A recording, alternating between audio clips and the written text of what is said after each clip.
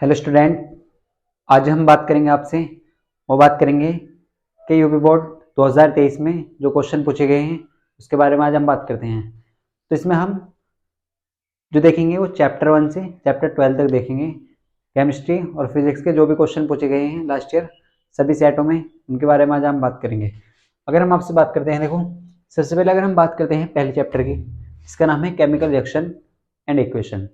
तो अगर हम इस चैप्टर की बात करते हैं केमिकल रिएक्शन एंड इक्वेशन की, तो यहाँ से अगर एग्जाम की बात करें तो एग्जाम में जो क्वेश्चन पूछा जा रहा है वो टाइप्स ऑफ रिएक्शन में से पूछा गया है। या अगर हम बात करें केमिकल फॉर्मूला, जनरल जो केमिकल फॉर्मूला है वो पूछा गया है। तो देखते हैं किस टाइप के क्वेश्चन पूछे जा रहे हैं। तो अगर हम बात करते हैं आपके आंसर पेपर में से, तो देखो हम क्वेश्चन ले लेते हैं। ये क्वेश्चन 2023 में पूछा गया है।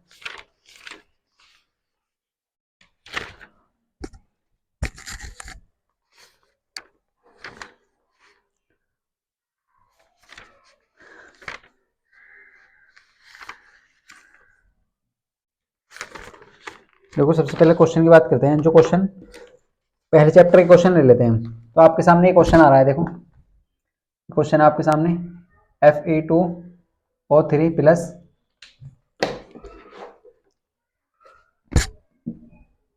2Al और हमें जो आगे क्वेश्चन में ये मिला है Al2O3 प्लस 2Fe। अब आपको ये क्वेश्चन बताना है। देखो ये क्वेश्चन की अगर हम इसकी बात करते हैं तो ये 2023 में पूछा गया है। ये क्वेश्चन कब पूछा गया है? 2023 में। यूपी बोर्ड 2023 में क्वेश्चन पूछा गया है। कितने मार्क्स का? 1 मार्क्स का। जो स्टार्टिंग के 20 MCQ आते हैं उसी में ये पूछा गया है 1 मार्क्स का। तो आप बहुत ध्यान से देखेंगे यहाँ पे। देखो अगर आप बहुत ध्यान से देखते हैं इस क्वेश्चन को, तो ये क्वेश्चन जो है वो टाइप्स ऑफ रिएक्शन में से है। कहाँ से है? टाइप्स ऑफ रिएक्शन में से। अगर हम इस चैप्टर की बात करते हैं तो इस चैप्टर में जो क्वेश्चन आता है वो या तो टाइप्स ऑफ रिएक्शन में से आएगा या रिएक्शन बैलेंस करने के लिए आएगी। तो आप हमेशा याद रखें, तो टाइप्स ऑफ रिएक्शन को आप अच्छे से स्ट्रॉन्ग करें और रिएक्शन बैलेंस करनी आपको आनी चाहिए। अगर आपको नहीं आती है तो आप डिस्क्रिप्शन में जाइए, वहां पर लिंक है, आप देख सकते हैं। तो अगर हम बात करते हैं स्टूडेंट इस क्वेश्चन की, हम आपको ऑप्शन दे देते हैं। आपको ऑप्शन दे देते हैं। हमारे जो ऑप्शन है ऑप्शन ए। तो ऑप्शन ए क्या है हमारा? देखो ऑप्शन ए है संयोजन अभिक्रिया। ऑप्शन ए क्या है? वह है संयोजन अभिक्रिया। ऑप्शन ए है हमारा संयोजन अभिक्रिया। अगर हम बात करते हैं ऑप्शन बी की, तो ऑप्शन बी क्या है? देखो पहला ऑप्शन है हमारा संयोजन अभिक्रिया। अगर हम आपसे बात करते हैं ऑप्शन बी की, तो ऑप्शन बी है हमारा वियोजन अभिक्रिया। ऑप्शन बी क्या है? वियोजन अभिक्रिया। अगर हम ऑप्शन सी की बात करते हैं तो ऑप्शन सी है हमारा विस्थापन अभिक्रिया। ऑप्शन सी क्या है? विस्थापन अभिक्रिया। अगर हम आपसे बात करते हैं ऑप्शन डी की, तो जो ऑप्शन डी है हमारा वो क्या है? वो है द्विव विस्थापन अभिक्रिया। क्या है? द्विव विस्थापन अभिक्रिया। तो आप बहुत ध्यान से देखें। देखो अगर हम आपसे बात करते हैं इसी क्वेश्चन की, तो संयोजन अभिक्रिया को अगर हम बात करते हैं तो इसे हम बोलते हैं कॉम्बिनेशन रिएक्शन। क्या बोलते हैं? Combination reaction. क्या बोलते हैं? Combination reaction. अगर हम बात करते हैं वियोजन अभिक्रिया की, तो इसे बोलते हैं डीकंपोजिशन रिएक्शन। क्या बोलते हैं? Decomposition reaction. अगर हम बात करते हैं आपसे विस्थापन अभिक्रिया की, तो हम इसे बोलते हैं डिस्प्लेसमेंट रिएक्शन। क्या बोलते हैं? Displacement reaction. अगर हम बात करते हैं डबल डिस्प्लेसमेंट रिएक्शन की, डबल डिस्प्लेसमेंट रिएक्शन क्या है? द्विविस्थापन अभिक्रिया को बोलते हैं डबल डिस्प्लेसमेंट रिएक्शन। ऐसे लिख देते हैं शॉर्ट में। तो आपके सामने 4 ऑप्शन है, आपको बताना है कि कौन से टाइप की रिएक्शन है। आप जानते हैं, आपको इनकी डेफिनेशन भी याद करनी है। देखो ये संयोजन अभिक्रिया, वियोजन अभिक्रिया, विस्थापन अभिक्रिया और द्विविस्थापन अभिक्रिया, ये चारों ही रिएक्शन इंपोर्टेंट हैं। हम आपको क्वेश्चन के बीच बीच में ये भी बताते चलेंगे कि क्या इंपोर्टेंट है एग्जाम के लिए, तो आपको अच्छे से कवर कर लेना है। तो अगर हम बात करते हैं संयोजन अभिक्रिया की, तो संयोजन अभिक्रिया आपने पढ़ा होगा। तो स्टूडेंट आप सबसे पहले क्या करेंगे? वीडियो को पॉज करेंगे और इसका आंसर खुद से ट्राई करेंगे।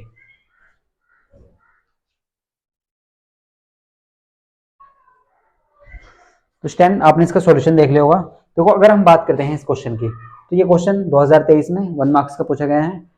आपका ऑप्शन ए है संयोजन अभिक्रिया, ऑप्शन बी है वियोजन अभिक्रिया, ऑप्शन सी है विस्थापन अभिक्रिया और ऑप्शन डी है द्विविस्थापन अभिक्रिया। तो आपने सबने ये क्वेश्चन आई होप कर लिया होगा, क्योंकि ये क्वेश्चन जो है इसका जो ऑप्शन है वो क्या है, ऑप्शन सी करेक्ट है, क्योंकि विस्थापन अभिक्रिया है। ये कौन सी अभिक्रिया है, विस्थापन अभिक्रिया, जिसे हम बोलते हैं डिस्प्लेसमेंट रिएक्शन। क्या बोलते हैं, डिस्प्लेसमेंट रिएक्शन। तो अगर हम आपसे समझाते हैं, देखो आपको हम थोड़ा सा बता देते हैं डीपली। अगर हम आपसे बात करते हैं, आप ये याद रखिए, आप क्या याद रखेंगे, आप ये चीज याद रखेंगे। अगर हम आपसे बात करते हैं, देखो सबसे पहले आप ये समझिए कि संयोजन अभिक्रिया किसे कहते हैं। संयोजन अभिक्रिया में क्या होता है, इसमें क्या होता है, दो या दो से अधिक अभिकारक। अभिकारक आप समझते हैं, देखो अगर हम आपसे बात करते हैं तो हमने ए प्लस बी और यहाँ पे क्या है, एरो ए बी, तो हमें ए बी मिला। तो आप कहेंगे सर जो अभिकारक है यहाँ पे वो क्या क्या है, ए और बी, और प्रोडक्ट क्या है, उत्पाद क्या है, ए बी। अगर हम आपसे बात करते हैं अभिकारक क्या है, ए और बी, और उत्पाद क्या है, ए बी। तो यहां से आप समझ सकते हैं जब भी आपको ऐसा लगे कि दो रिएक्टेंट यानी कि दो अभिकारक मिलकर एक सिंगल प्रोडक्ट बना रहे हैं, तो उस रिएक्शन को क्या बोलते हैं, उस रिएक्शन को हम बोलते हैं कॉम्बिनेशन रिएक्शन, यानी कि संयोजन अभिक्रिया। ये क्या है, कॉम्बिनेशन रिएक्शन यानी कि संयोजन अभिक्रिया। अगर हम आपसे बात करते हैं नेक्स्ट वियोजन अभिक्रिया की, तो डिकम्पोजिशन रिएक्शन को बोलते हैं वियोजन अभिक्रिया। इसमें क्या होगा, ये क्या होता है, इसके ऑपोजिट होती है। ये क्या होती है इसकी, यानी कि रेसिप्रोकल होता है। क्या होता है, उल्टा होता है, ऐसे कह सकते हैं उल्टा होता है। इसमें क्या हो रहा है, दो अभिकारक मिलकर एक सिंगल प्रोडक्ट बना रहे हैं, लेकिन इसमें क्या होता है, एक अभिकारक दो या दो से अधिक उत्पाद में टूट जाता है। तो आप इसे ऐसे रखते हैं, लेकिन हमारा जो ऑप्शन है वो ऑप्शन सी करेक्ट है, क्योंकि ये कौन सी अभिक्रिया है, विस्थापन अभिक्रिया।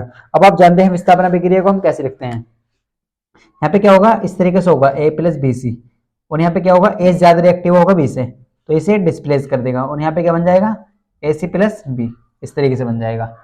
तो यहाँ पे अगर इसकी बात करते हैं हम, ये कहाँ से पता चलेगा आपको, ये रिएक्टिविटी सीरीज आपको याद करनी होगी। तो यहाँ पे क्या हो रहा है, देखो आप बहुत ध्यान से देखेंगे, आप इस चीज को ऐसे भी लिख सकते हैं, आप क्या लिख सकते हैं, इसे ऐसे लिख सकते हैं, Fa2O3। तो यहाँ पे क्या बनना, देखो एल्युमिनियम ने क्या करा, आयरन को डिस्प्लेस कर दिया, क्या करा यहाँ पे, डिस्प्लेस कर दिया, यानी कि विस्थापित कर दिया, और यहाँ पे क्या बन चुका है, Al2O3, और यहाँ पे क्या है, Fe अलग हो गया यहाँ पे। तो इस तरीके से आप लिख सकते हैं, देखो आप रिएक्शन बैलेंस कर सकते हैं, इस तरीके से लिख सकते हैं।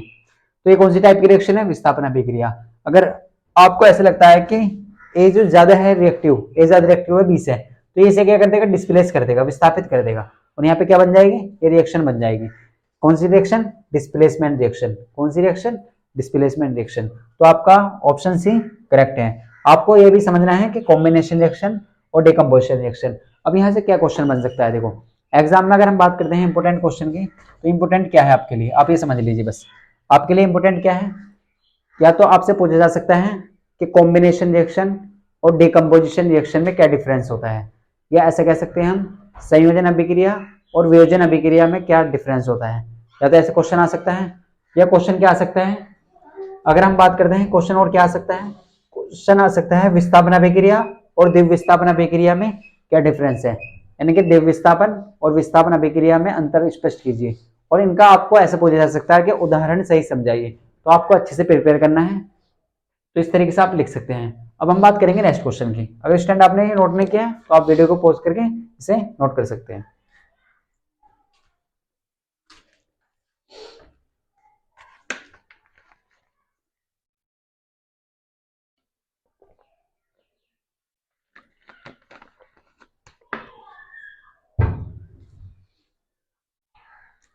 तो स्टैंड आपने नोट कर लिया होगा।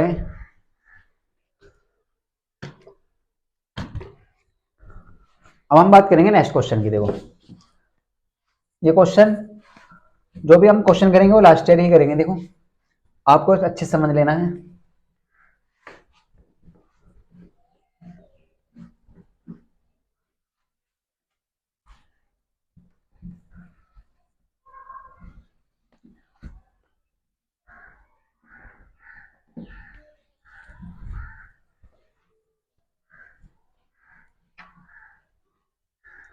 अगर हम आपसे बात करते हैं देखो नेक्स्ट क्वेश्चन की, तो नेक्स्ट क्वेश्चन क्या है हमारे पास। अब हम बात करेंगे आपसे नेक्स्ट क्वेश्चन। देखो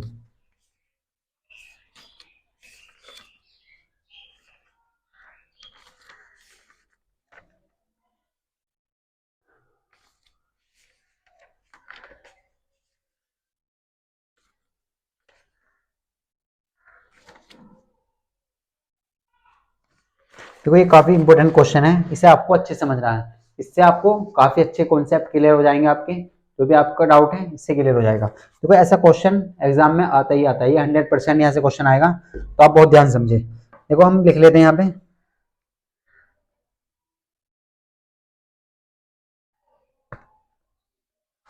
लिख लेते हैं हम। देखो ये क्वेश्चन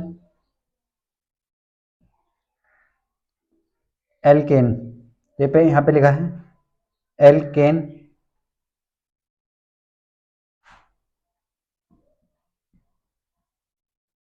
कौन सा एल्केन को प्रदर्शित करता है,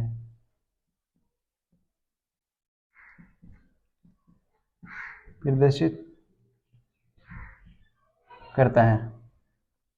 देखो एल्केन की अगर हम बात करते हैं यहाँ पे, तो आप एल्केन को ऐसे भी समझ सकते हैं। अगर हम आपको इस तरीके से लिख लेते हैं, देखो ए एल्क एल्के,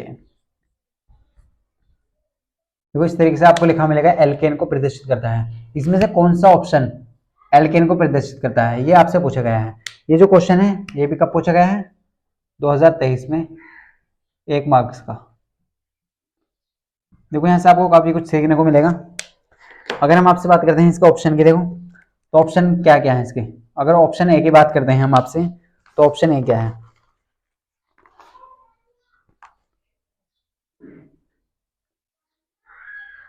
यहाँ पे ऑप्शन ए है C3H4। अगर ऑप्शन बी की बात करते हैं तो ऑप्शन बी है C3H6। अगर ऑप्शन सी की बात करें तो ऑप्शन सी है आपके पास C7H16। और ऑप्शन डी है C9H16। ये आपके सामने ये है। देखो तो आपको बताना है कौन सा इनमें से कौन सा एल्केन को प्रदर्शित कर रहा है, एल्केन को रिप्रेजेंट कर रहा है। इसमें से एल्केन क्या है, देखो एल्केन इस तरीके से लिखा जाएगा हिंदी में, और इंग्लिश में इस तरीके से लिखा मिलेगा आपको। तो आपको बताना है कि एल्केन को इसमें से कौन सा ऑप्शन एल्केन को रिप्रेजेंट कर रहा है, किस चीज को प्रदर्शित कर रहा है। तो आपके सामने 4 ऑप्शन है, आप बता सकते हैं। ये क्या है, C7H16, क्या है C7H16, और ये है C9H16। अब आपको बताना है कि कौन सा ऑप्शन सही है, option A, option B, option C, option D. तो आप क्या करेंगे, सबसे पहले वीडियो को पॉज करेंगे और इसका आंसर हमें कमेंट में बताएंगे। तो अगर हम बात करते हैं आपसे स्टूडेंट, आपने इसका सॉल्यूशन कर लिया होगा, और हम इसका सॉल्यूशन देखते हैं। देखो तो आपको हम सबसे पहले थोड़ा कॉन्सेप्ट बताते हैं इसके बारे में। तो अगर हम बात करते हैं इसकी,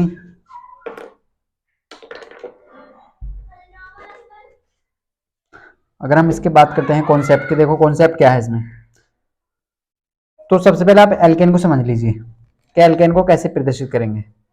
अगर हम आपसे बात करते हैं देखो एल्केन की, आप यहाँ पे डाल लीजिए।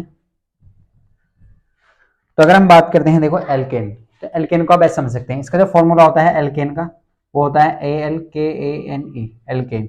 इसका जो फॉर्मूला होता है वो होता है CnH2n+2। और अगर हम बात करते हैं आपसे एल्केन, तो इसका जो फॉर्मूला होता है वो होता है CnH2n। अगर हम आपसे बात करें इस तरीके से एल्काइन, तो इसका फॉर्मूला होता है CnH2n-K2। अगर हम आपसे बात करते हैं एल्काइल, तो इसका फॉर्मूला होता है CnH2n+1।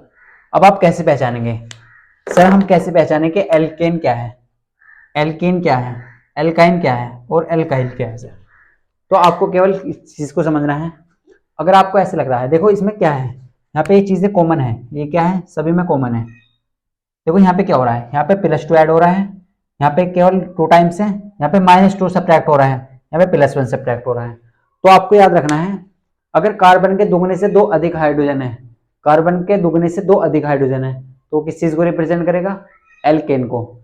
अगर हम बात करते हैं एल्केन की, तो एल्केन कब रिप्रेजेंट होगा, कैसे पहचानेंगे, अगर कार्बन के दुगने हाइड्रोजन है तो किस चीज को रिप्रेजेंट करेगा, एल्केन को। अगर हम बात करते हैं आपसे एल्काइन को, तो एल्काइन को इसमें से कौन से रिप्रेजेंट करेगा, CnH2n-K2। यहाँ पे कार्बन के दुगने से 2 कम हो गए हाइड्रोजन। अगर हम एल्काइल की बात करते हैं तो यहाँ पे कार्बन के दुगने से 1 अधिक होगा। आप इस तरीके से समझ सकते हैं। तो यहाँ पे क्या पूछा गया आपसे, आपसे पूछा गया है एल्केन। क्या पूछा गया है यहाँ पे आपसे, एल्केन। तो एल्केन की कंडीशन क्या है सर, सर एल्केन की कंडीशन तो CnH2n+2, यानी कि कार्बन के दुगने से 2 अधिक हाइड्रोजन होने चाहिए। तो आप कैसे पहचानेंगे, कार्बन के दुगने से 2 अधिक तो यहाँ पे कितने हाइड्रोजन होंगे देखो, इस तरीके से पहचान सकते हैं हम। एल्केन को इस तरीके से पहचान सकते हैं, देखो एल्केन को CnH2n और एल्काइन को CnH2n-K2, इस तरीके से पहचान सकते हैं। तो यहाँ पे क्या होगा देखो, आप बहुत ध्यान से देखें यहाँ पे, तो एल्केन को यहाँ पे कितने हैं देखो, 3 दूनी 6, तो ये तो रिप्रेजेंट नहीं कर रहा, यहाँ पे दोगुने से 2 अधिक होनी चाहिए, तो ये तो हो नहीं सकता। अगर हम बात करते हैं ऑप्शन बी की, तो यहाँ पे क्या है, 3 दूनी 6, तो यहाँ पे दुगने हैं, ये काय को रिप्रेजेंट कर रहा है, एल्कीन को। किस चीज को, एल्कीन को। और 3 दूनी 6 में से 2 गए, तो ये काय को रिप्रेजेंट कर रहा है, एल्काइन को। किस चीज को, एल्काइन को। अगर हम आपसे बात करते हैं ऑप्शन सी की, तो 7 दूनी 14 और 2 16, तो यहाँ पे क्या हो रहा है, +2 ऐड हो रहा है, दुगने से 2 अधिक है, तो ये काय को रिप्रेजेंट कर रहा है, एल केन। किस चीज को, एल्केन को। किस चीज को रिप्रेजेंट कर रहा है, एल्केन को। तो हमारा ऑप्शन नंबर सी सही है, क्योंकि यहाँ पे आप चेक कर सकते हैं 9 दूनी 18, 2 कम है, तो ये काय को रिप्रेजेंट कर रहे हैं, एल्काइन को। तो आपको ये फॉर्मूले याद रखने हैं। यहाँ से एक ना एक क्वेश्चन हमेशा आता है एग्जाम में, तो आप इन्हें याद रखिए। एल्केन को आप कैसे पहचानेंगे, एल्केन को पहचानने का तरीका है कि कार्बन के दुगने तो हाइड्रोजन होंगे और 2 अधिक होंगे हाइड्रोजन। कार्बन के दुगने से 2 अधिक होंगे, यहाँ पे क्या होंगे, कार्बन के दुगने होंगे। एल्केन को आप पहचानेंगे, कार्बन के दुगने हाइड्रोजन होंगे। और एल्काइन को आप कैसे पहचानेंगे, कार्बन के दुगने से 2 कम होंगे। और एल्काइल को आप कैसे पहचानेंगे, CnH2n+1, कार्बन के दुगने से 1 अधिक हाइड्रोजन होगा। तो ये आपको कॉन्सेप्ट क्लियर हो चुका होगा। यहीं से अगर एग्जाम में क्वेश्चन आता है तो आप कर सकते हैं। देखो यहीं ये क्वेश्चन भी आ चुका है, आप इनमें समझ सकते हैं। तो स्टैंड आपका क्लियर हो चुका होगा। अब आप वीडियो को पॉज करके इसे नोट कर सकते हैं।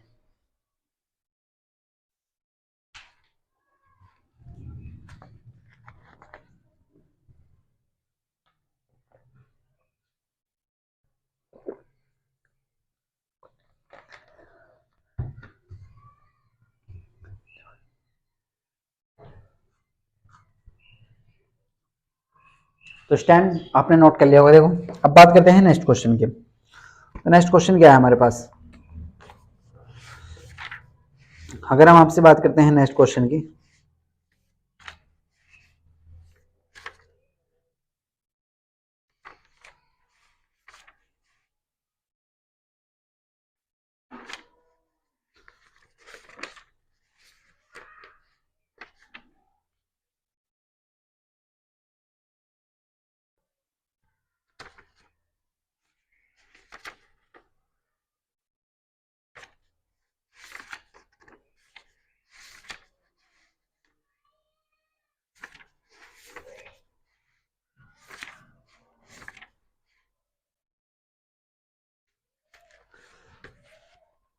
वो एक क्वेश्चन देखते हैं। ये क्वेश्चन भी काफी बार एग्जाम में आता है, तो आपने स्टूडेंट नोट कर लिया होगा। देखो इसे रफ कर देते हैं।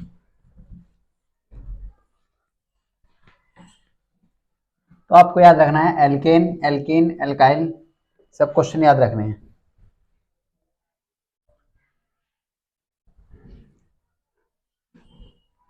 हम बात करते हैं देखो नेक्स्ट क्वेश्चन। नेक्स्ट क्वेश्चन आप कैसे करेंगे देखो, तो अगर हम आपसे बात करते हैं नेक्स्ट क्वेश्चन की, तो आपसे पूछे पूछा गया है 1 किलोवाट घंटा बराबर होता है, आपके सामने क्या है, 1 किलो वाट घंटा बराबर होता है। आपके सामने ऑप्शन है,